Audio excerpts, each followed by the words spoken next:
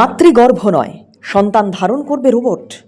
প্রযুক্তি এবং এআই এর ক্রমাগত উন্নতি মানব জীবনে বিপুল পরিবর্তন ঘটাচ্ছে।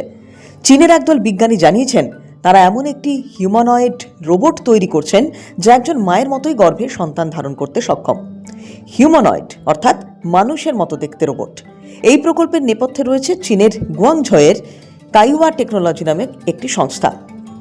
তাদের তরফ থেকে এক বিজ্ঞানী সম্প্রতি জানান, রোবটের গর্ভে ভ্রূণটিকে প্রবেশ করানোর অপেক্ষা, তারপর মানুষ এবং রোবটের পারস্পরিক সিদ্ধান্তের মাধ্যমে ভ্রূণটি তার ভিতরে বড় হতে থাকবে।